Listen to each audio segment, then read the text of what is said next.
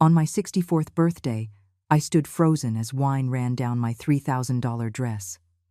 My daughter-in-law, Chloe, smirked and said, "Now it looks as cheap as she really is." Her mother, Brenda, watched her with pride. My son, Michael, pretended not to see, but none of them knew that night would be the breaking point. My name is Eleanor Vance, and I am 64 years old. And that night, in front of 80 people who had been applauding just minutes before, I felt the red wine slowly seep down the Italian silk of my ivory-colored dress. It cost $3,000, but at that moment, I wasn't thinking about the money. I was thinking about the stifled giggles, the whispers, the cruel silence that followed the accident. Chloe, my daughter-in-law, held the empty glass with that expression I knew so well, feigned innocence. Her eyes shone with something that wasn't regret. It was triumph. Beside her, Brenda, her mother, brought a hand to her mouth as if in horror, but I saw the smile she hid behind her fingers. And Michael, my son, my only son, the child I carried in my arms, whom I defended from everything and everyone, was checking his phone, as if nothing was happening, as if his mother wasn't being humiliated at her own birthday party. The private room at the Cobalt restaurant, with its crystal chandeliers and embroidered tablecloths, became a stage for my shame. I could feel every pair of eyes on me, some with pity, others with that morbid curiosity people feel at someone else's misfortune. "Oh, Eleanor, I'm so sorry," Chloe said, using that sweet voice she reserved for audiences. "I'm so clumsy, I ruined your dress." But her next words were quieter, just for me, as she leaned in to help with a napkin. "Although, let's be honest, Eleanor, now it looks as cheap as you really are." Something inside me broke in that instant. It wasn't my heart. It was something worse. It was the last thread of illusion that kept me believing that everything was fine, that my family loved me, that I still had a place in my own life. I stood motionless, not because I was weak, but because finally, after 5 years of small humiliations, of contempt disguised as advice, of being pushed aside inch by inch from my own home, I finally saw with absolute clarity, this was not an accident. This was planned. And that night, stained with wine and shame, as everyone uncomfortably returned to their conversations, I made a decision that would change everything. But no one knew it yet. Not even I understood how far I was willing to go. Because what they didn't know was that they hadn't just ruined a dress that night, they had woken me up. If this story is touching your heart, subscribe to the channel so you can keep following along with this story. Because what's coming, nobody expected.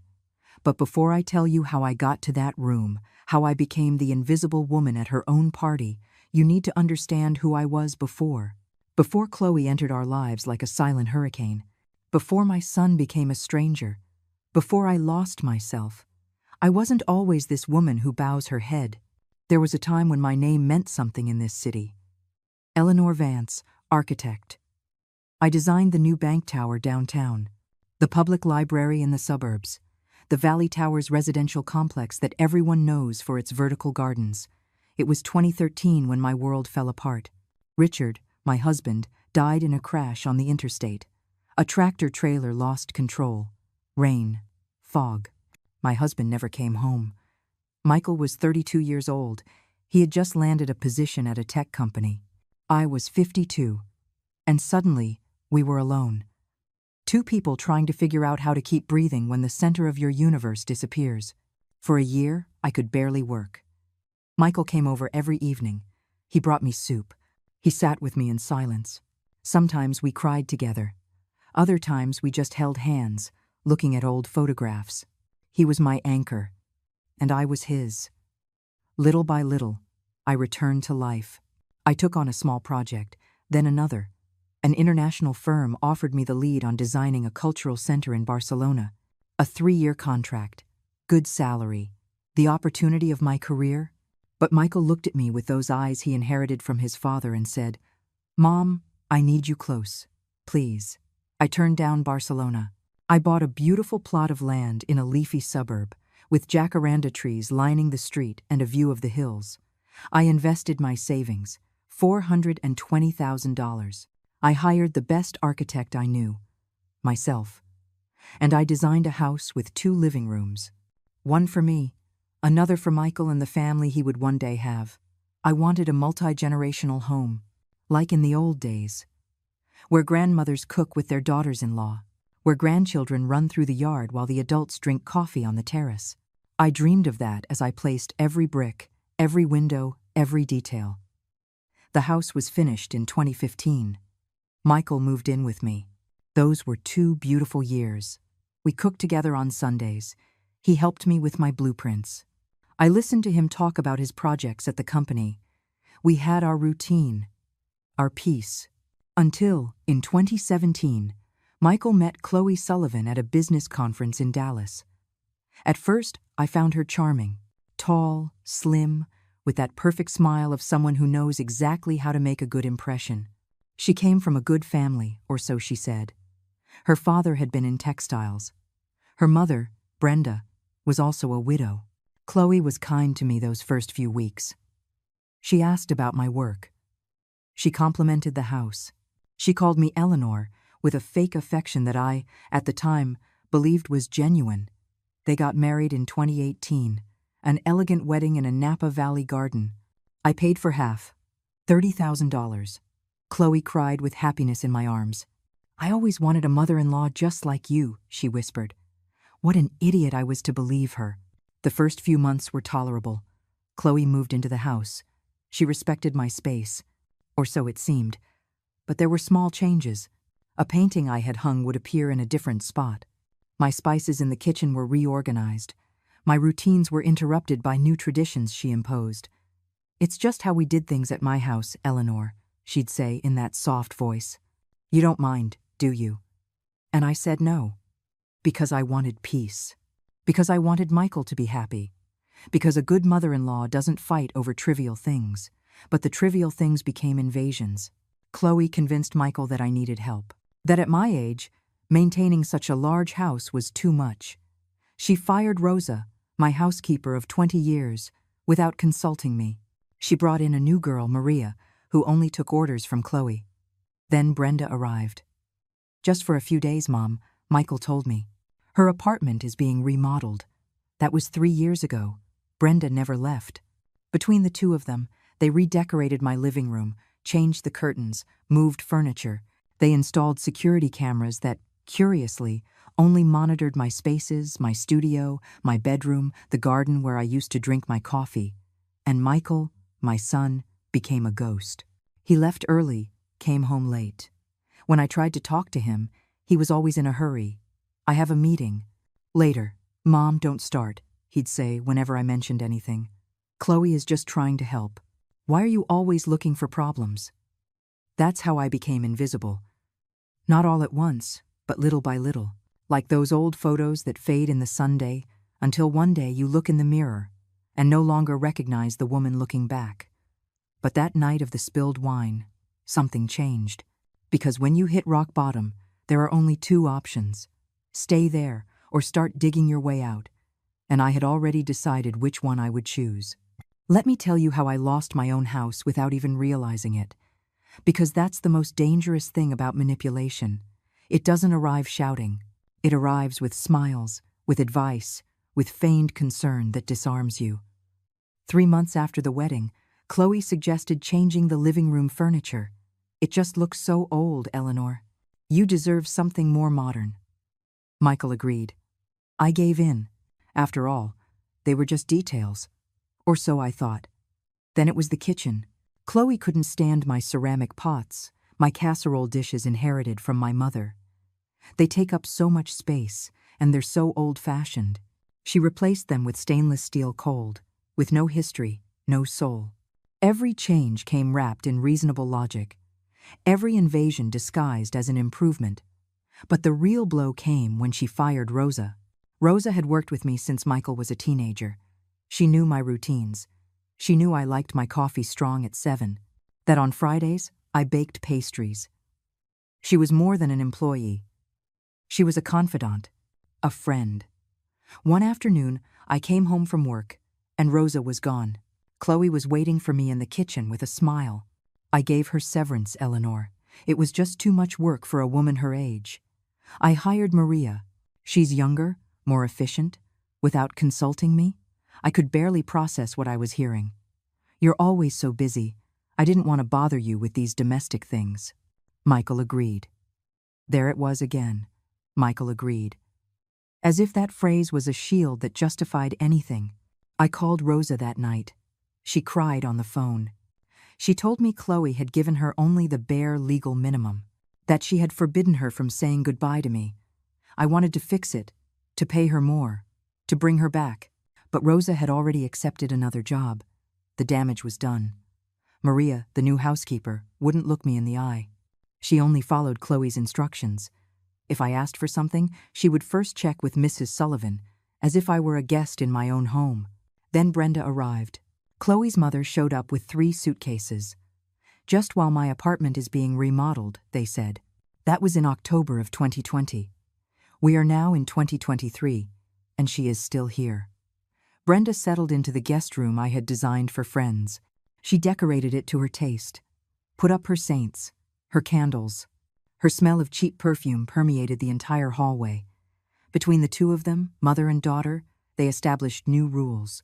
I could no longer use the living room after 9 o'clock in the evening because Brenda was watching her soap operas. My music was too loud. My friends were no longer welcome because they disturbed the peace of the home. One day, I returned from a client meeting to find my studio reorganized. My blueprints, my sketches from 30 years of my career, were in boxes. Chloe had turned half the space into a yoga room. "You hardly ever use it, Eleanor, and I need a place to meditate." I felt like a piece of my soul was being torn out. That studio was my sanctuary. The place where Richard and I had spent nights designing together, where every wall held memories. "Michael," I told him that night, "this isn't right. That's my workspace." He didn't even look up from his laptop. "Mom, you have the whole house. Can't you share one room? Chloe is just trying to be healthy." Support her. Support her. As if I were the problem. As if asking for respect in my own home was selfish. The security cameras were the last straw before the birthday. "Chloe installed them for protection," she said. There had been break-ins in the neighborhood. It sounded logical, but the cameras only pointed at my zones. My entrance, my garden, the hallway to my bedroom. None in Chloe's or Brenda's areas. When I asked why, Chloe smiled. "It's just that you're getting older, Eleanor. If something happens to you, we need to know. It's for your own good." For my own good. Everything was for my own good. While they controlled every inch of my life, I stopped inviting friends over because Chloe always found a way to make them uncomfortable. I stopped cooking because Maria already handles that. I stopped playing music because it bothered them. I stopped existing in my own home. And Michael, my son, had become a stranger who only showed up to eat, sleep, and defend his wife's every decision. He worked late. Weekends were full of commitments. The few times I tried to speak to him alone, Chloe always interrupted. "Honey, I need you. You know how your mom gets when she feels lonely." As if I were a burden, a nuisance, a problematic old woman who needed supervision. There were days when I walked through my own house and felt like a ghost. Invisible. Silent. Without a voice or a vote. Until that birthday night, when the wine ran down my dress and Chloe's words cut through me like knives. When I finally understood that this wasn't carelessness, it was a plan to erase me, to take everything, to eliminate me without anyone even noticing I had ever been alive. But they made one mistake. They underestimated me. They thought that because I was quiet, I was defeated. They thought that because I smiled, I was stupid. And that night, stained with wine and contained rage, I woke up. Because a woman who built buildings with her own hands doesn't crumble that easily. She just needs to remember who she was before they told her who she had to be. That night, after the wine incident, I didn't go right back to the room. I couldn't. My legs were shaking. My chest burned with a mix of humiliation and something darker, something that had been building for years. I went out to the restaurant's garden. There were lanterns hanging from the trees. Soft music drifted from the ballroom. The cool air hit my face, and only then did I allow myself to breathe. I took off my shoes. The grass was damp under my feet. The ruined dress clung to my skin. $3,000 turned into a stained rag. But I didn't care about the dress anymore. I cared about the venom in Chloe's smile. the complicity in Brenda's eyes, the cowardly silence of my son. I sat on a bench hidden among the bushes. I needed a few minutes before I went back to pretending everything was fine, before smiling and giving thanks for a party that had turned into my public funeral. Then I heard them. Female voices coming from the outdoor restroom, near where I was. The window was slightly open. I recognized those laughs immediately. Did you see her face? Chloe's voice was brimming with satisfaction. I thought she was going to burst into tears right there. You went too far, honey. It was Brenda, but she didn't sound angry. She sounded proud. Although I'll tell you, the dress thing was brilliant. $3,000 down the drain. She needed to look exactly like what she is. A ridiculous old woman playing at being important. My heart stopped. It wasn't an accident. I knew it, but hearing it confirmed was something else. And Michael? Brenda asked. Michael does what I say. You should know that by now, Mom, Chloe laughed. I tell him his mother is delicate, that she needs protection, and he signs whatever I put in front of him. Is everything ready for the trust? A trust. That word hit me like a bullet. Almost, Chloe replied. Michael's lawyer already prepared the documents. We just need the old woman to sign. We'll tell her it's to protect her assets in case she loses her mental faculties, that it's normal at her age. And she'll sign? Of course she'll sign. Especially after tonight. After seeing that no one respects her anymore. She'll be so broken she'll sign anything just to get a little affection back from her son. The air caught in my throat. And after? Brenda insisted. After, Mom, that house is worth over $4 million. Once it's in the trust and we have control as administrators, we can sell our part. Michael will inherit the other half when she dies, but by then, we'll be settled in Florida. That condo overlooking the ocean we saw, can you imagine? Ingenious, honey. Although sometimes I think, isn't it a bit much? The poor woman is already finished. The poor woman, Chloe repeated mockingly, has been in our way long enough. Her time is over. Now it's our turn to live well. They laughed, both of them, as if they had just told a joke, as if I were a minor obstacle on their path to a comfortable life. I remained paralyzed on that bench, the damp dress, my bare feet on the grass. But something inside me ignited. It wasn't pain. It was absolute clarity. Everything made sense. The cameras monitoring my movements. Chloe's hurry to isolate me from my friends. The constant insinuations about my age, my memory, my forgetfulness. They were building a case, preparing the ground to declare me incompetent. The trust was the final trap, and I had been about to walk right into it. I heard them fixing themselves in the mirror, still laughing. Then their footsteps, heading back to the party. I stayed there. I don't know for how long. 5 minutes, maybe 20.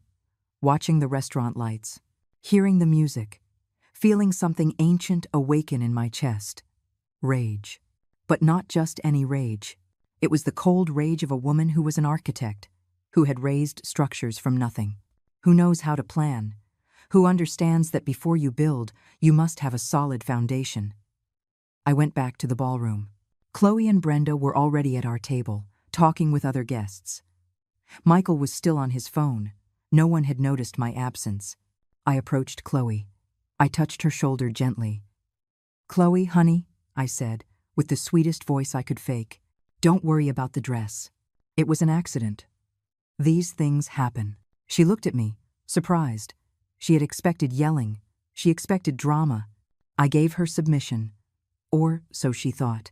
Oh, Eleanor, you're so sweet. I really am so sorry. I know, dear. I know. I smiled. Let's just forget it. It's my birthday. I want everyone to be happy. Brenda looked at me with that expression of poorly disguised triumph. Michael finally looked up, nodding in relief, as if I had just solved a problem. The rest of the night passed with empty congratulations and hypocritical hugs. I cut the cake. I blew out the candles. I thanked everyone for coming. I acted like the sweet grandmother they thought they had domesticated. But inside, behind that smile, I was already drawing blueprints, calculating, measuring. Because that's what architects do. They build. They don't just lash out and knock things down. And they had just handed me the complete map of their plan. A grave error. Because now, I had a plan too. And unlike theirs, mine didn't depend on manipulating anyone. It depended on the truth. And the truth, when revealed at the right moment, can destroy empires built on lies. That night, driving home in the back seat, I made a decision. I was not going to sign any papers. I was not going to remain invisible. I was going to fight. But not in the way they expected. Not with yelling or scenes. I was going to fight like an intelligent woman who knows that the best revenge isn't noise. It's the calculated silence before the final strike. The next 3 days were the hardest of my life. Because I had to pretend. I had to act as if I knew nothing while my world was crumbling inside. Every time I saw Chloe, I heard her voice in that bathroom. A ridiculous old woman playing at being important. Every time Brenda offered me coffee, I remembered, the poor woman is already finished. And Michael. My God, Michael. Every time I looked at him, I wondered at what point I had lost my son. At what point his love turned into indifference, disguised as being busy. On the 4th day, I couldn't take it anymore.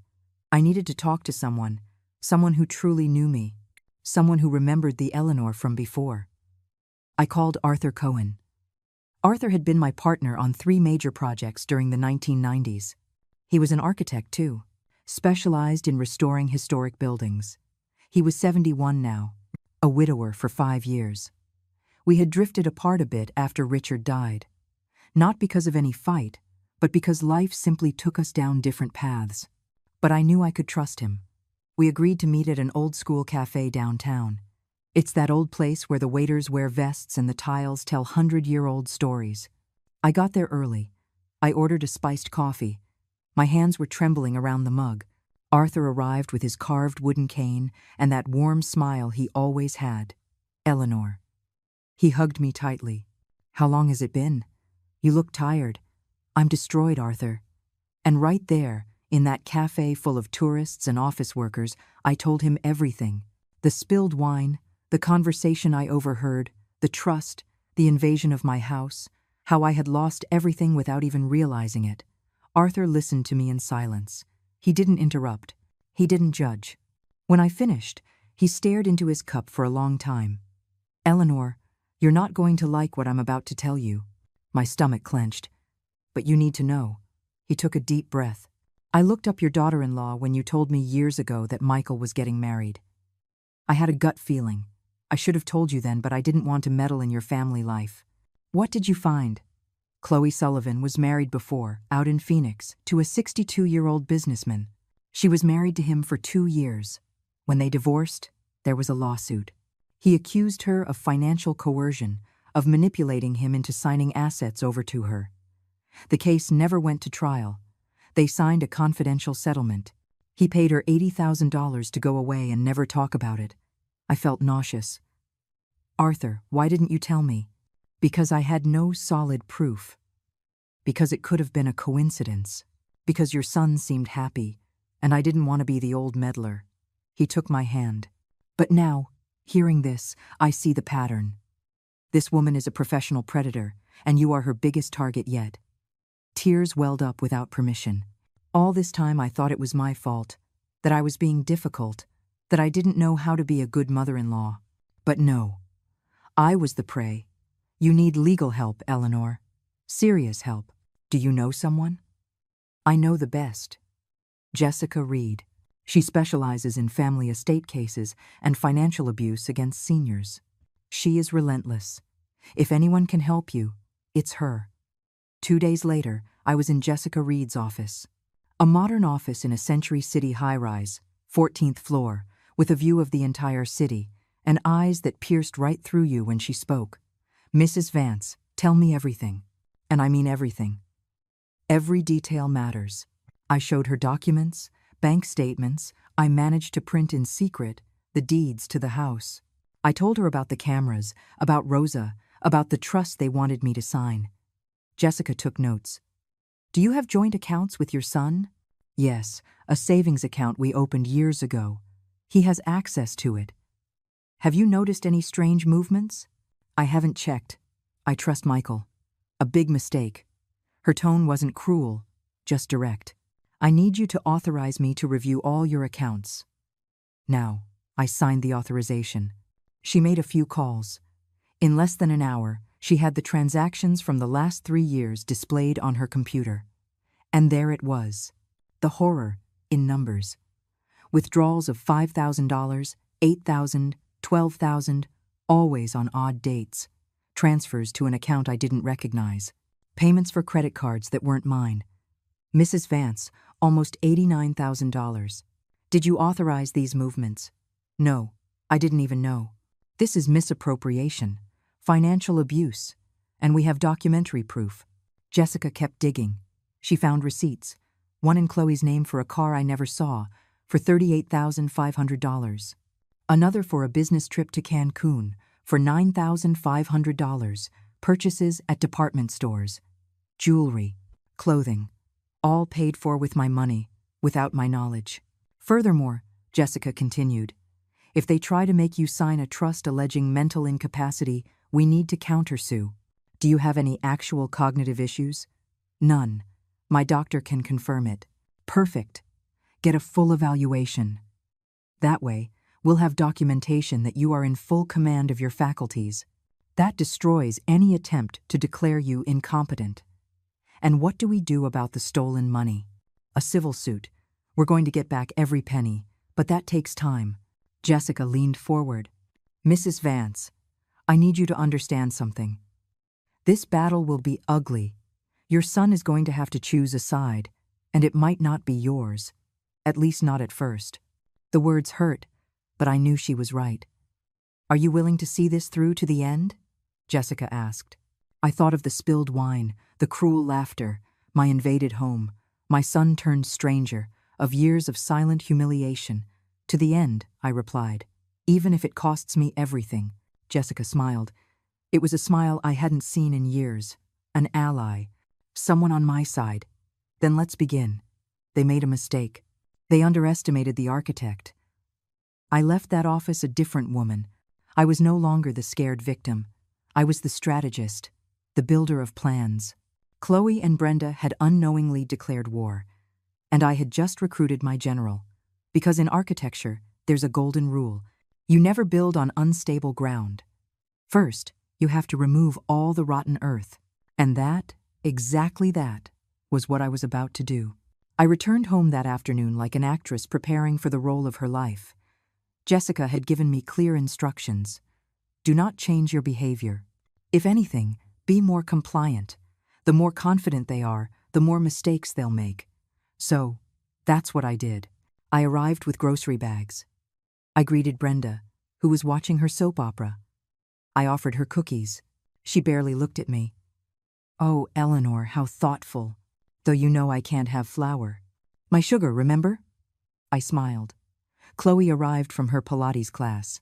She was wearing brand-name workout gear and that smile of someone who just spent money they didn't earn.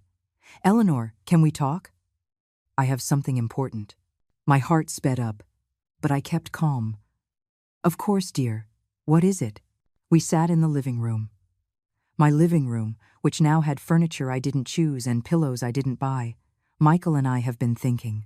She paused dramatically. At your age, managing finances can be stressful. What if we put the house in a trust? That way, you don't have to worry about a thing. We'll take care of everything. There it was, the trap, served on a silver platter. A trust? I feigned confusion. I don't really understand those legal things. Exactly.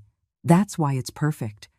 Chloe leaned in, taking my hand with that phoniness I knew so well. It's to protect you. Imagine if someone tried to scam you, or if you, by accident, signed something you shouldn't. With the trust, we make sure no one takes advantage of you. I wanted to rip my hand away. I wanted to scream that I knew everything. But Jessica was right. I needed more proof, more mistakes on their part. It sounds complicated. Is Michael on board with this? It was his idea, Eleanor. He's very worried about you. A lie. It was all a lie. But I nodded like the naive old woman she believed me to be. Let me think about it, dear. It's a big decision. I saw the flash of frustration in her eyes, but she masked it quickly. Of course, of course. Take your time. Although the notary already has everything prepared. We just need your signature. They already had it all ready. How efficient. The next few days were psychological torture. But I had my own weapons. I followed Jessica's advice and hired a trusted technician. We installed hidden cameras in strategic places. In my studio, where Chloe kept going without permission. In the kitchen, I carried a tiny digital recorder in my purse. I had it with me always, and I began to document everything. Every slight, every humiliation, every invasion. One afternoon, Chloe walked into my bedroom without knocking. I was changing. She didn't care. "Oh, sorry, Eleanor.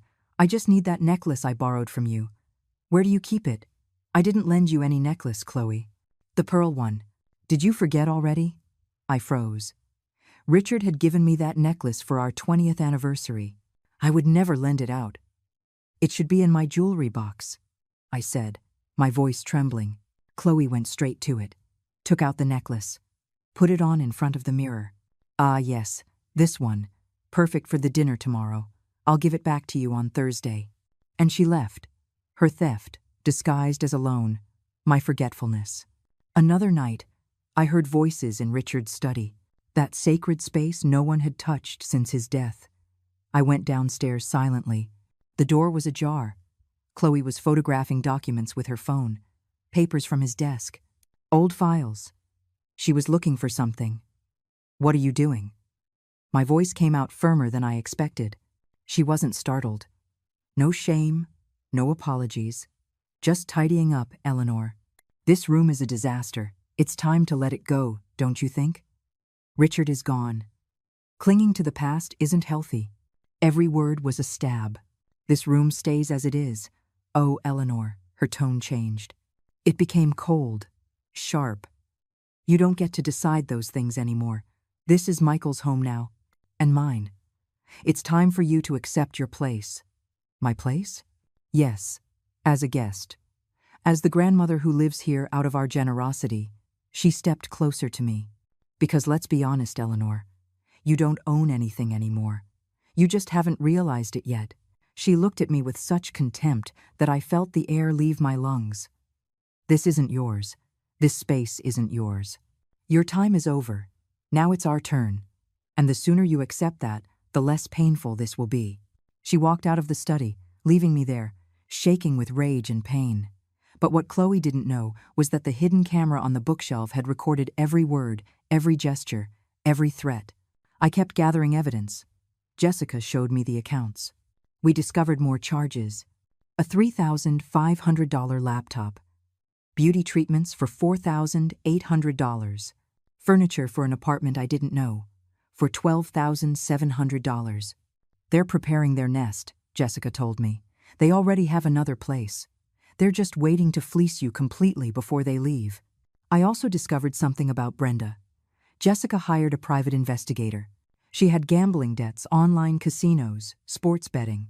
She owed $32,000 to loan sharks. That's why she was living in my house. Not because her apartment was being remodeled, but because she had no apartment. She had lost it 6 months before she temporarily moved in with me. It was all a lie. Every word, every smile, every poisoned Eleanor. But I kept acting. I made coffee. I cleaned, even though Maria was there. I smiled at dinners. I asked how their day was. And they, confident, let their guard down. One night, I heard them in the garden. Brenda was smoking. Chloe was drinking wine. I was in my room, but the window was right above them, and the recorder was on. "How long do you think until she signs?" Brenda asked. "Not long. I've got her right where I want her. She's scared, alone. Every day I see her getting smaller, more defeated. And what if she refuses?" "She won't refuse. We'll tell her that if she doesn't sign, Michael will think she doesn't trust him. That'll destroy her. She'll sign. And as soon as we have control, we sell. I already have 2 interested buyers. The house is easily worth $4,500,000 right now. We split it, and we're gone. And Michael? Michael does what I say. He always has." She laughed. It's so easy to manipulate men when they think they're the ones making the decisions. I just wish she'd fall down the stairs and solve the problem faster. Brenda laughed too. That sentence, that damned sentence was recorded in perfect audio. The next day, I called Jessica. I have everything, I told her. Every word, every lie, every threat. Perfect. Then it's time. Are you ready, Mrs. Vance? I looked out the window. I saw Chloe in the garden, watering plants I had planted, in soil I had paid for, in a home I had built. I'm ready, I replied. Let the real game begin.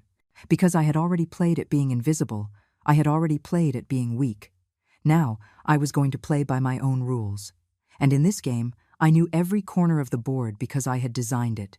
2 more weeks of simulation passed. 2 weeks where every day it cost me more to maintain the mask. But Jessica insisted. We need them to feel completely secure, to make the definitive mistake. And they made it. It was a Tuesday night. Michael came home early from work, which was rare. He asked me to sit down with him. Chloe and Brenda were there too, like vultures waiting for their feast. Mom, we need to talk about your future. My son wouldn't even look me in the eye. He had papers in his hands, legal documents. My future? I kept my tone soft, innocent. Chloe and I have noticed some concerning things. He paused. You forget conversations. You repeat questions. The other day, you left the stove on. Ali, I never left the stove on. But I said nothing. Mom, it's not your fault. It's age. It happens to everyone. But we have to protect you. Protect your assets. Chloe moved closer, placing the papers on the table. It's the trust we talked about, Eleanor. It's all ready. We just need your signature. It's for your own good. So no one can take advantage of you. The irony burned my throat. But I feel fine. I haven't forgotten anything. Mom, this is how it starts. Michael finally looked at me. Look, I'll take care of everything. You just live peacefully, without worries. Isn't that what you want? What I wanted was to have my son back, but the man sitting in front of me was a stranger. I need time to think about it. You've had time. Chloe's voice changed, hardened. We've been talking about this for weeks. Why are you resisting so much? Don't you trust your own son? There it was. The direct manipulation. Of course I trust Michael. Then sign. Let me review the documents calmly. I'll give you an answer tomorrow. I saw the fury flash in Chloe's eyes, but she controlled herself. Fine, Eleanor. But this can't wait much longer. I didn't sleep that night. I knew the moment was approaching, that I couldn't keep putting it off. The next day, Michael left early. Chloe and Brenda went to the spa. I took the opportunity to call Jessica. They've cornered me to sign. I can't avoid it anymore. Perfect. It's time to act. Can you be at my office tomorrow at 4 o'clock in the afternoon? What for? For the definitive meeting. Invite Michael, Chloe, and Brenda. Tell them you're going to sign, that you want to do it with a notary present, so everything is legal. I'll handle the rest. Are you sure? Mrs. Vance, you hired the best. Trust me. When they got home, I gave them the news. Chloe nearly jumped for joy. Oh, Eleanor, I knew you'd understand. Tomorrow at 4 then. At the lawyer's office that handles these things. Yes. I want Michael to be there. And you two as well. It's important for me that my family is present. Of course. We're a family, aren't we? Chloe hugged me. She smelled of expensive perfume, bought with my money. That night, I sat alone in Richard's study. I touched his books, his old blueprints, the photographs of us young, dreaming up buildings. Forgive me, my love, I whispered. Forgive me for letting this go so far, for being so blind. But tomorrow, I fight. For us, for what we built. Wednesday morning was eternal. Chloe and Brenda were euphoric. They talked about trips, about plans, about the house in Florida they could almost touch. Michael arrived at 3. He had dark circles under his eyes. He looked tired. Part of me still wanted to save him, but I knew that was up to him. We arrived at Jessica's office at 4 o'clock sharp. Modern office, panoramic view, formal atmosphere. Jessica greeted us with cold professionalism. Good afternoon. I'm Jessica Reed. Mrs. Vance, family, please come in. We sat in the conference room. There was another person there, an older man with a briefcase. This is Mr. Hernandez, a public notary. He is here to witness whatever is signed today. Chloe smiled. Brenda too. Michael just nodded, anxious to get this over with. Jessica placed a folder on the table. Before we proceed with any signatures, I need to clarify a few legal points. Mrs. Vance, did you request the creation of this trust? No. It was proposed to me. Do you feel you are in full command of your mental faculties? Completely. Have you been evaluated recently? I took the documents the neuropsychologist had given me 3 days prior from my bag. Full evaluation. Result: cognitive faculties perfect for my age. Jessica reviewed them. She passed them to the notary. Perfect. So, Mrs. Vance is fully capable of making her own decisions. She looked at Michael, which makes certain financial movements, made without her authorization, rather problematic. What are you talking about? Michael frowned. Jessica opened the folder. She pulled out bank statements, receipts, bank documents. I'm talking about $89,000 withdrawn from the joint account you share with your mother, without her authorization. I'm talking about purchases made with supplemental credit cards that she never approved. I'm talking about transfers to third-party accounts. Chloe turned pale. Brenda went rigid. That was for house expenses, Chloe stammered. Is a $38,500 car a house expense? A $9,500 trip to Cancun? Beauty treatments for $4,800? Jessica laid the receipts on the table, one by one. All documented, all traceable. Michael authorized those expenses, Chloe said, her voice rising. Michael has access to the account, but he does not have the legal authority to spend without the consent of the primary account holder. And the primary holder is Mrs. Vance. Jessica turned to me. Did you authorize these expenses? No. I didn't even know about them. Mom, you told me to use the account for whatever we needed, Michael said desperately. For emergencies, son. For the house. Not for luxury cars and trips. Not to steal. I'm not stealing. Jessica held up a hand. There's more. She looked at Chloe. Mrs. Sullivan, were you aware that a confidential settlement agreement exists, signed in Phoenix in 2015, where your ex-husband accused you of financial coercion? The silence was absolute. Michael turned to look at Chloe, confusion on his face. What is she talking about? It's a lie, Chloe whispered. That's private. It was private, Jessica said, pulling out more documents. Until an identical pattern began here. Isolate the victim, control the finances, prepare property transfer documents, fabricate mental incapacity. This is ridiculous. Chloe stood up. Sit down.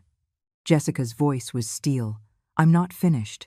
She took out her laptop, turned it to face us. She pressed play on a video. It was the recording from the hidden camera. Chloe and Richard's study. Her exact words. This is Michael's home now. And mine. You don't own anything anymore. Michael stared, frozen, at the screen. Jessica played another audio file. The garden conversation. Chloe's voice. It's so easy to manipulate men when they think they're the ones making the decisions. And then, Brenda's voice.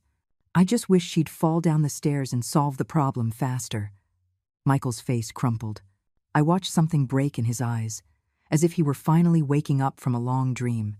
This can't be real, he mumbled. It's very real. Jessica closed the laptop. And it's sufficient evidence for a lawsuit for financial abuse, coercion, and threats. Chloe was livid. Brenda was crying silently. Michael, honey, I can explain. Chloe tried to grab his arm. He pulled away as if she were on fire. How much? He asked me, his voice broken. How much did we steal from you? Almost $89,000. Documented. My son put his hands to his face. His shoulders shook. My God, Mom. I didn't know, I thought. I thought you were unwell, that you needed help. That's what she wanted you to think, son, Jessica continued, relentless. Mrs. Vance, do you wish to proceed with the lawsuit? I looked at Chloe. She no longer had that smirk. She no longer had that power. She was just a scared woman, trapped in her own lies. I looked at Brenda, weeping, knowing her debts would now be public. And I looked at Michael, my son, my only son, destroyed. Yes, I am proceeding with the lawsuit. But not against my son. Against her. I pointed at Chloe. And I want every penny back. Jessica nodded. And there's one more thing. She looked at me. What do you wish to do with the house? I took a deep breath. This was the most painful part. I built that house, with my money, for my family. But there's no family there anymore. There's only poison, so I'm selling, and no one will keep anything of what was ours. Michael looked at me, tears streaming. Mom, please. Son, I love you. I will always love you. But I need to get away from this pain. And you need to decide who you want to be. The man your father would have been proud to know, or the puppet of a woman who only used you. I stood up. My legs were shaking, but my voice was firm. I am not signing any trust. I am getting my dignity back, and you are all going to learn that women my age are not easy prey. We are survivors. And when they knock us down, we get back up, with everything we have. I walked out of that office with Jessica by my side. I left behind a screaming Chloe, a sobbing Brenda, a shattered Michael. And for the first time in 5 years, I felt like I could breathe. The following days were controlled chaos. Jessica acted with surgical precision. She froze all the joint accounts. She revoked the powers of attorney they had made me sign months before under the pretext of streamlining paperwork. She filed the civil suit for misappropriation of funds and financial coercion. It all happened so fast that Chloe had no time to react. I returned to the house that night. Michael wasn't there. Chloe and Brenda were gone too. The empty house felt strange, like a museum of a life that no longer existed. I sat in the kitchen. I made coffee, the same coffee Rosa used to make, and I cried. I cried for everything I had lost, for my son, for the wasted years, for the family that never was. But I also cried with relief, because I had finally said enough. Michael arrived around midnight. He looked devastated. Red eyes, wrinkled clothes. He sat across from me without saying a word. The silence lasted for long minutes. "I'm sorry," he finally said, his voice barely a whisper. "Mom, I'm so sorry." "I know, son. I thought I was doing the right thing. Chloe kept telling me you were forgetting things, that you were confused. I just wanted to protect you. And why did you never ask me? Why did you never talk to me directly?" He broke down. The tears streamed down his face, because it was easier to believe her than to face the fact that my mom was getting older, because I was afraid of losing you like I lost Dad. And she used that fear. She twisted it. "Michael, I'm not senile. I'm perfectly fine. But you chose not to see it. I know that now. God, I know." He covered his face. "I saw the videos. I heard the audio. Every word she said about you. About me. How she laughed at how easy I was to manipulate. Where is she?" "She's gone. Her and Brenda. They packed and left. Before she left, she told me." His voice broke again. "She told me I was a mediocre failure, that you were right about me, that I was a useful idiot." It hurt to see him like that. But I also knew this pain was necessary. It was the price of waking up. "And what are you going to do now?" "I don't know." He looked at me. "Will you ever forgive me?" The question weighed a ton. "Michael, I love you. You're my son. And you always will be. But forgiving doesn't mean forgetting. And it definitely doesn't mean things go back to the way they were. I understand. I need space. I need to heal. And you need to work on yourself. To understand how you got here. Why you let this happen. I'm starting therapy. I already made the appointment." I nodded. "It was a start. The house is being sold, Michael. That decision hasn't changed." "I know. And that's fine. You're right. This place isn't a home anymore. It's a battlefield." We spent the rest of the night in silence, sometimes crying, sometimes just sitting, facing each other, processing the rubble of what we once were. 3 weeks later, Jessica called me to her office. I have news. Chloe tried to forge your signature on documents to sell the property. The notary she hired realized it and reported it. She's now facing charges for attempted fraud. Criminal charges? Yes. And the civil suit is moving forward. We've managed to trace exactly where every penny went. We have a solid case. They're going to have to pay it all back. And Brenda? Her debts came to light. The loan sharks are after her. She's lost her entire social circle. Nobody wants anything to do with her.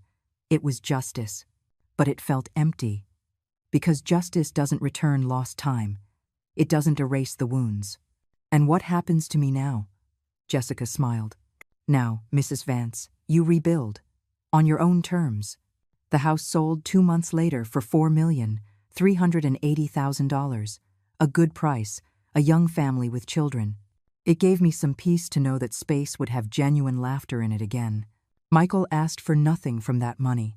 He signed a waiver of any claim. It's yours, Mom. It always was. We recovered the $89,000 that was stolen. Ingrid had to sell the car, return jewelry, and liquidate assets to pay. She didn't go to jail for the fraud, but the criminal charge stayed on her record. Her reputation was destroyed. Michael moved into a small apartment. He started therapy twice a week. He called me every Sunday. Short, awkward conversations at first, but honest. And me, I did something I never imagined. I bought a loft in the River North neighborhood, a restored building from the 1940s. High ceilings, enormous windows, natural light all day.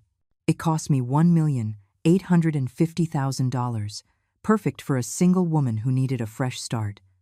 The first thing I did was set up my architecture studio. Large drafting tables, new computers, a library with all my books, my old blueprints on the walls. Then I called 3 young architects, fresh out of college. I offered them mentorship, workspace, and real projects. Why us? One of them asked me. Danielle, 26 years old, eyes bright with ambition, because I know what it's like to feel like your voice doesn't matter. And I want to make sure you never feel that way. We took a project, renovating a public school in a low-income neighborhood. It didn't pay much, but it was important, real, with purpose. I woke up every morning with an energy I thought I'd lost. I worked, I designed, I taught. I went back to being Eleanor Vance, architect. Not just someone's mom, not just someone's victim, me. Whole. For the first time in years, I reconnected with Sylvia, my lifelong friend, the one Chloe had managed to push away with her manipulations. We met at a cafe. We cried. We laughed. We told stories. I missed you so much, she said, but I knew you had to find your way out alone. Well, I found it. And it has a view of the city skyline. Arthur also became part of my new routine. Coffee on Wednesdays. Art exhibits on Saturdays. It wasn't romance. It was genuine companionship, conversations with no hidden agenda, no manipulation. Just 2 older people enjoying the life they had left. One Sunday, 6 months after the sale, Michael came to visit. He brought flowers, sunflowers, my favorite.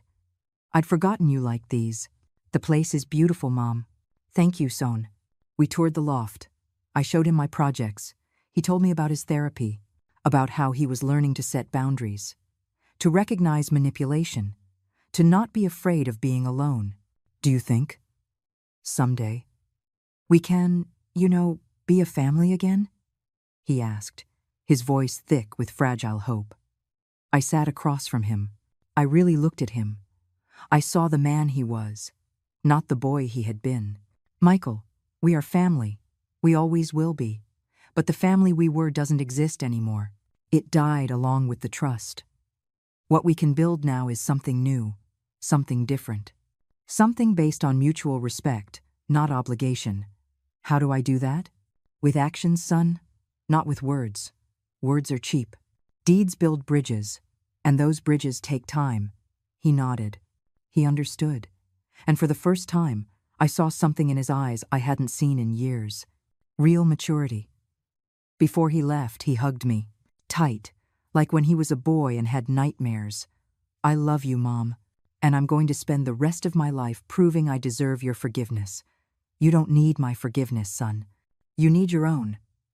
I watched him leave, walk down the street, disappear into the downtown crowd, and I breathed, deeply, freely. That night I sat on my terrace. The sun was setting behind the buildings. The city glowed with orange light. I had a coffee in my hands, soft music in the background.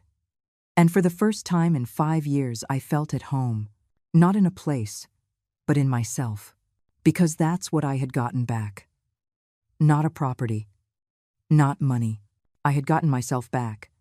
The Eleanor who designed buildings, who dreamed big, who didn't ask permission to exist, and that woman, that 64-year-old architect who had survived betrayal, manipulation, and loss, was ready to build her greatest work yet. The rest of her life. 8 months passed since that meeting in Jessica's office. 8 months where everything changed in ways I never imagined. The civil suit ran its course. Slow, like everything legal in this country, but Jessica was relentless. Every hearing, every presentation of evidence was another blow against the castle of lies Chloe had built. At the 3rd hearing, the judge reviewed the recordings. I watched his expression change as he heard that phrase. I just wish she'd fall down the stairs and solve the problem faster. "This isn't just misappropriation," the judge said. "This is premeditation of harm. This borders on criminal." Chloe tried to defend herself. She hired an expensive lawyer, argued the recordings were illegal, that I had provoked her, that it was all a family misunderstanding. But the evidence was overwhelming. Bank statements, receipts, emails where she gave Michael instructions on how to convince your mother she can't handle her finances anymore. Text messages with Brenda planning the sale of the house. All documented, all irrefutable. Michael's divorce was fast, no children involved, no real shared assets. Chloe asked for alimony. The judge denied her. "You are perfectly capable of working, Mrs. Sullivan, and frankly, your conduct in this case does not merit any compensation." I saw Chloe leave that courtroom. She was no longer the elegant woman with the calculated smile. Her hair was unkempt. Normal clothes, no designer labels. Deep dark circles under her eyes. The mask had fallen completely. For a moment, just one moment, I felt pity. But then I remembered her words. I remembered every humiliation, every lie, and the pity evaporated. Brenda's was the saddest case. Her debts caught up with her. The loan sharks sued. She had to declare bankruptcy. Her social circle, those friends she played cards with and bragged to about her successful daughter, turned their backs on her. She ended up living in a rooftop room in a rough part of town. Alone. Without the comforts she had enjoyed in my house for 3 years. Arthur told me he saw her once at the market, carrying heavy bags. She looked 10 years older. "Did you feel anything?" he asked me. "I felt that everyone reaps what they sow," I replied. But the hardest part was Michael, because with him there was no clear-cut justice, only consequences. He lost his job. The company felt the family scandal reflected poorly on their image. Conflict of interest, they told him. They fired him with minimum severance. He had to sell his car, move to a cheaper apartment, adjust to a life he didn't know, the life of someone starting from the bottom again. But most importantly, he lost his illusion of who he was. For years, he believed he was the successful man, the protective son, the loving husband. And it was all a lie. He was a puppet, an instrument in someone else's hands. That revelation destroyed him in ways money couldn't fix. He kept going to therapy. He called me every week. At first, just to apologize. Then, to tell me about his process. "The therapist says I have codependency," he told me one day. "That all my life I've sought external validation. First from Dad, then from you, then from Chloe. I never learned to validate myself. And now I'm learning. It's painful, but necessary." One day, almost a year after everything, Michael showed up at my loft unannounced. He brought a handwritten letter. "I don't want you to read it in front of me," he said, "but I need you to have it. It's everything I never knew how to say. Everything I should have said years ago." The letter was 12 pages long. I read it that night, alone on my terrace. I cried through every paragraph. Michael acknowledged everything. His cowardice, his blindness, how he chose the comfort of believing lies over the discomfort of facing truths. How he failed me not just as a son, but as a human being. But he also spoke of change, of how he was rebuilding himself, of the mistakes he would never make again, of the promise to be better, not to win me back, but to respect himself. He ended with a line that broke me. "You don't expect your forgiveness, Mom.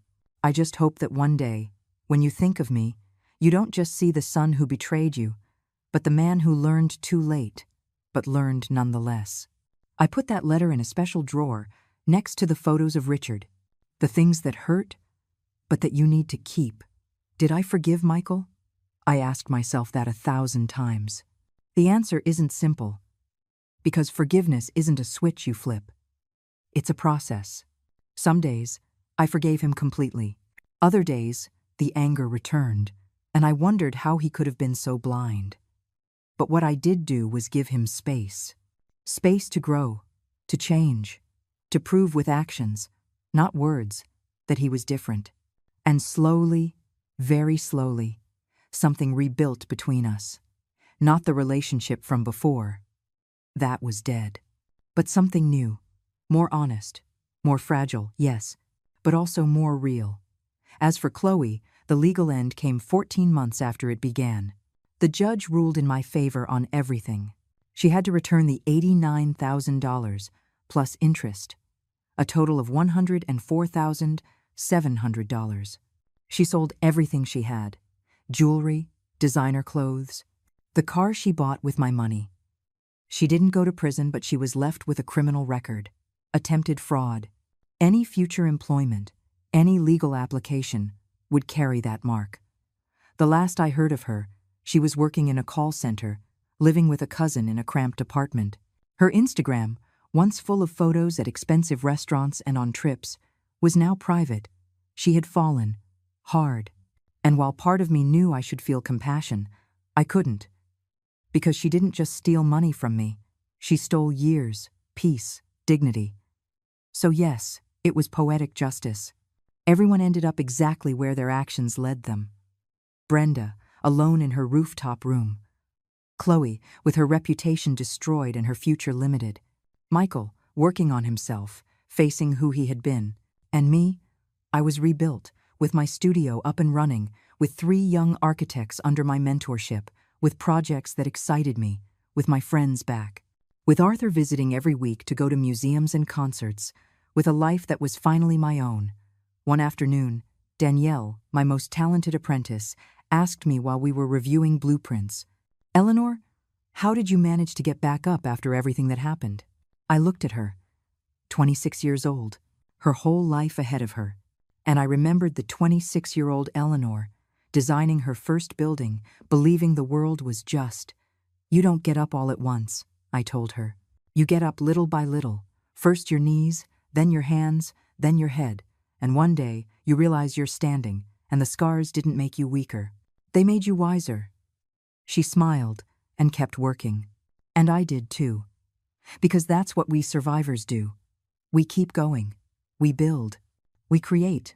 Because the best revenge isn't the other person's punishment. It's your own reclaimed happiness. And I, Eleanor Vance, 65-year-old architect, was finally happy. Not in spite of what I lived through, but because I survived it. Because I chose to fight. Because I remembered who I was before they told me who I had to be. That night, the wine spilled on my dress marked an end, but also a beginning. The beginning of a woman who reclaimed her voice, her space, her life, and that. That is priceless. It's been 2 years since that birthday night. 2 years that feel like another lifetime. I'm sitting on the terrace of my loft. It's 7 o'clock in the morning. The sun is just peeking out between the downtown buildings. I have my strong coffee, the way I've always liked it. Soft music in the background. And in front of me, the blueprints for our new project. A community library in an underserved community. It doesn't pay much, but it's going to change the lives of hundreds of children, and that's worth more than any corporate high-rise. Danielle, Robert, and Carmen, my 3 young architects, arrive at 9. We work until 3, Then I take the afternoons off. To live, to walk, to remind myself that life isn't just work. On Wednesdays, I see Arthur. Yesterday, we went to the Modern Art Museum. We saw the Rodin exhibit. We argued about proportions and beauty. Then we ate at a small restaurant in the neighborhood. He paid. I paid for dessert, owing nothing to anyone, asking no one's permission. On Fridays, I have dinner with Sylvia and 3 other friends from college. Women my age who have also lived, who have also survived divorces, betrayals, losses. We laugh, we drink wine, we tell stories with no filter. And Sundays. Sundays are from Michael. At first they were brief, awkward calls, filled with heavy silences. But little by little, something grew. Not a mother's blind love, but mutual respect, raw honesty. 3 weeks ago, Michael got a new job. At a smaller company, without the prestige of his old one, but with real values. He called me, excited. "Mom, can I come over and tell you about it?" He came by that afternoon. He brought pastries from the bakery we used to like. We sat on the terrace. He told me about the position, about his boss, who values honest work, about how it feels to be building something real. "I'm proud of you, son." His eyes filled with tears. "Really? Truly? Not because of the job, because of the man you're becoming. It's not perfect.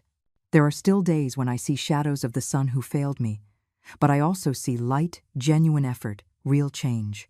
Have we healed completely? No. And maybe we never will, entirely, because some wounds leave permanent scars. But we've learned to live with those scars, to respect them, to not pretend they don't exist. Last month, Michael asked if he could take me to dinner, to an elegant restaurant.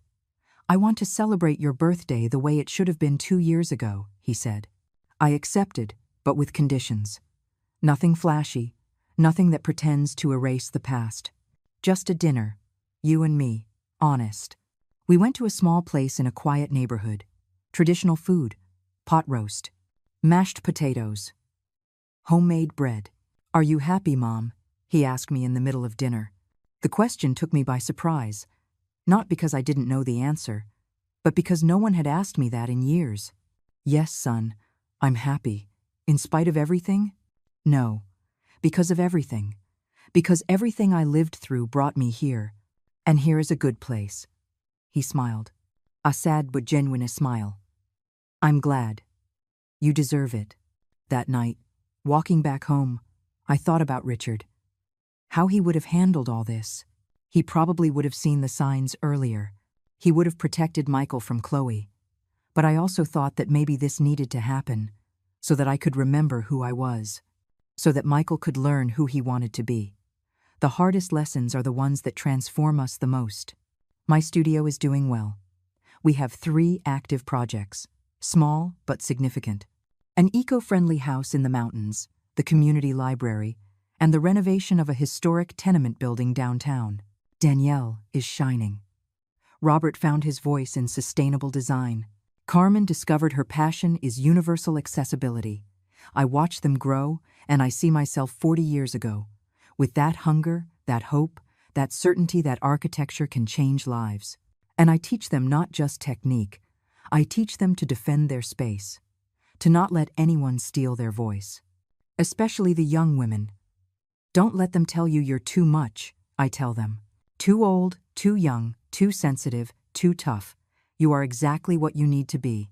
One afternoon, after a difficult meeting with a client who didn't want to hear ideas from an older lady, Danielle watched me defend our design with solid arguments until the client caved. "How do you do that?" she asked me later. "How do you not get intimidated?"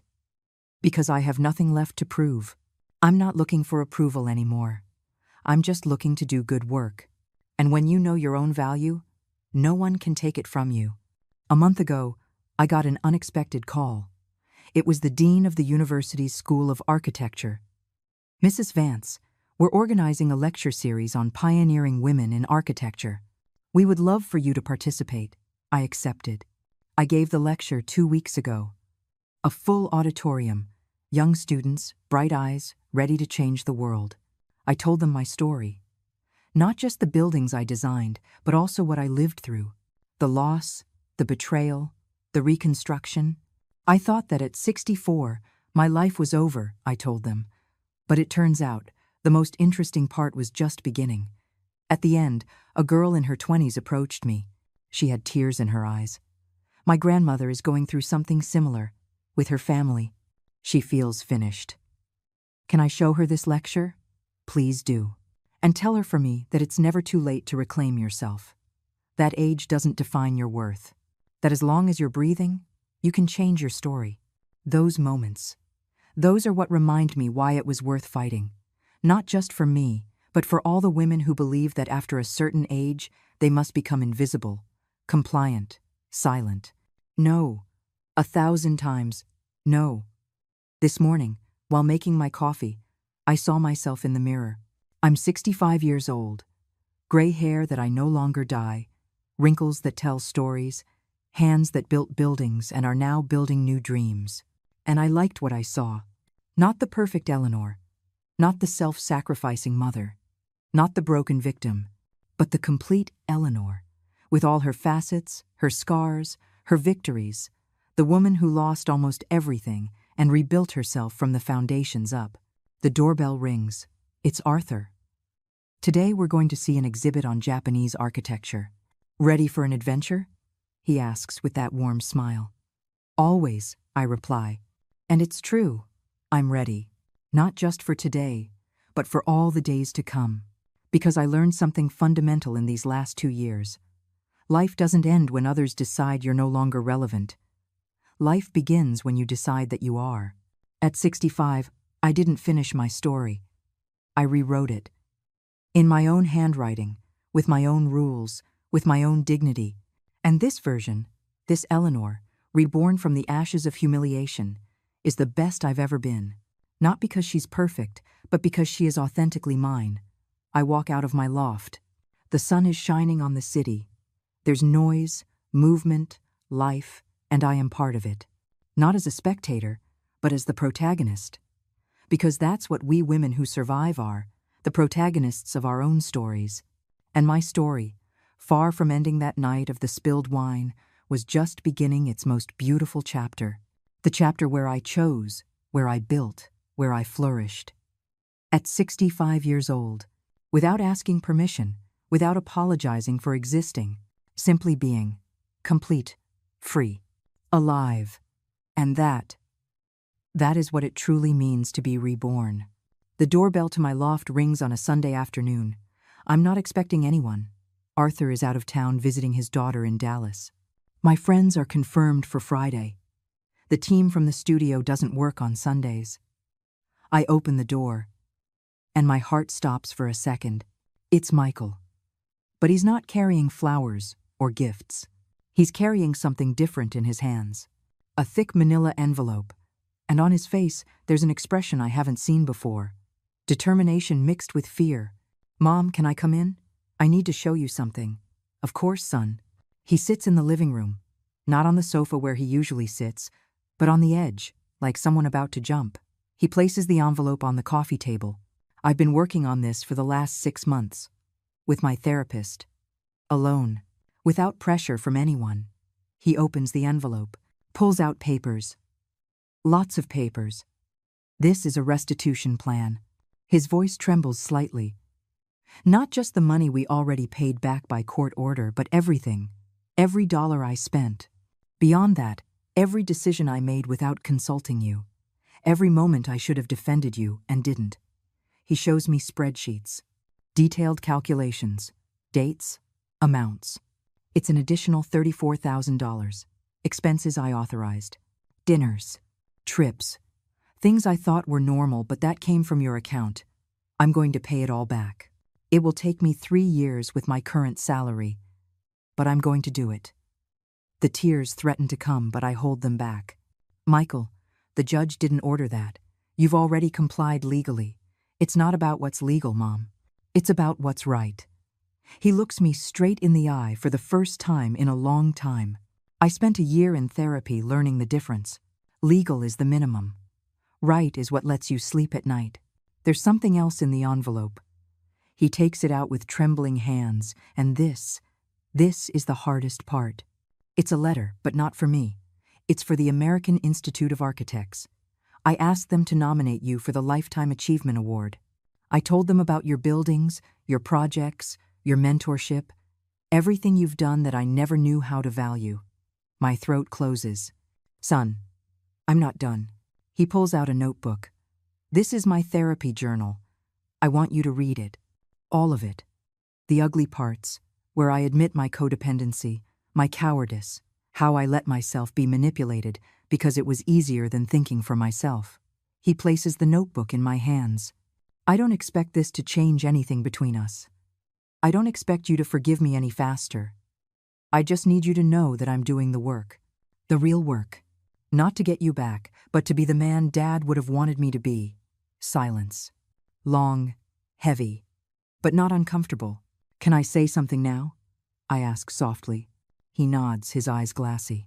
I don't need you to pay me back every dollar, Michael. I don't need grand gestures. What I need is exactly what you're doing. Honesty. Personal work. Real change. But I want to do it. I need to do it. Then I accept. But on one condition. What? That money, when you save it, you use it for your therapy. To keep working on yourself. Because that is the best restitution you can give me. A healthy son. A son with integrity. He breaks. Completely. He puts his head in his hands and sobs. Not like a composed adult, but like a child finally letting it all out. I move closer. I put my hand on his shoulder. I don't hug him. Not yet. But I sit with him in his sorrow. Because that's what we are now. Not a savior mother and a lost son, but two adults learning to relate to each other from a place of truth, from respect, from the difficult work of rebuilding what was broken. Words are easy, Michael. It's the deeds that build bridges. I know. That's why I'm not asking you for anything. I'm just showing you what I'm doing. And I'll keep showing you. Every month. Every year. However long it takes. He lifts his head. Wipes his tears. Am I still invited for Sunday dinner? I ask. If you'll have me, I'll have you. But from now on, you bring dessert. And you tell me one true thing about your week. Not the pretty stuff. The real stuff. He smiles. A small but genuine smile. It's a deal. Before he leaves, he pauses at the door. Mom, thank you. For what? For not giving up on me. For setting boundaries. For forcing me to grow up, even though it hurt. Because if you had forgiven me easily, if you had let everything go back to the way it was, I never would have changed. I'd still be that weak man who let his mother be abused. Boundaries aren't punishment, son. They're love. Real love protects. And sometimes protecting means saying no. He nods.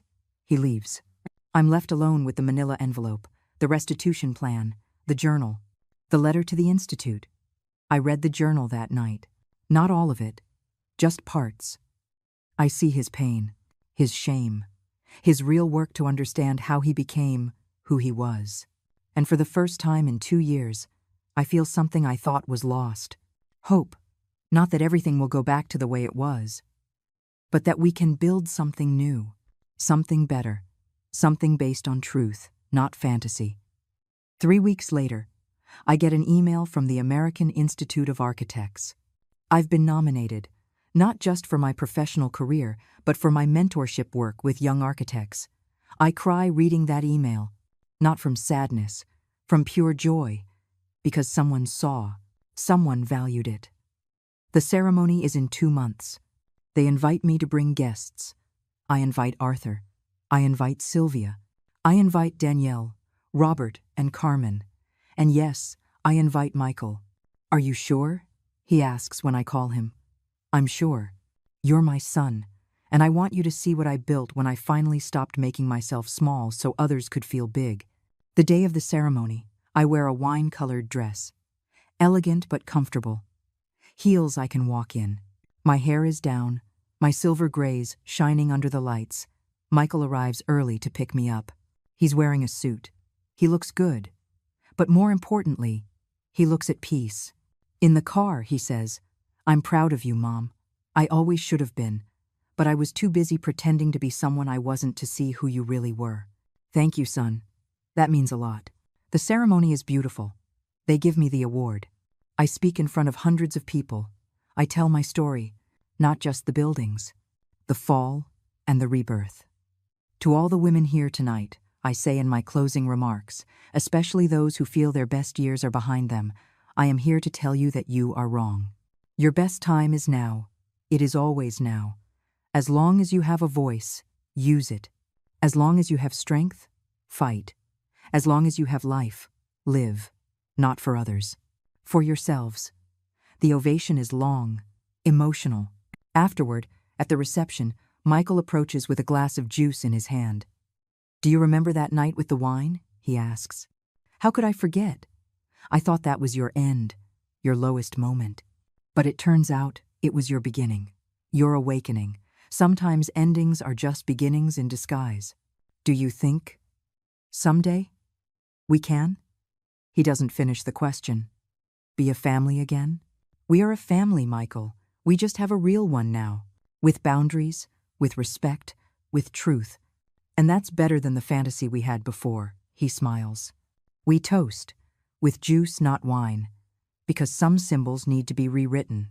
I returned to my loft that night, tired but happy. I put the award on the bookshelf, next to the photos of Richard, next to the blueprints of my first building, and I look at everything I've built. Not just concrete structures, but a life. My life. A life I almost lost, but that I won back with tooth and nail, with tears and work, with boundaries and dignity. I sit on my terrace. The city sparkles below. Millions of lights, millions of stories. And mine. My story is one of resilience, of transformation, of a woman who refused to be invisible.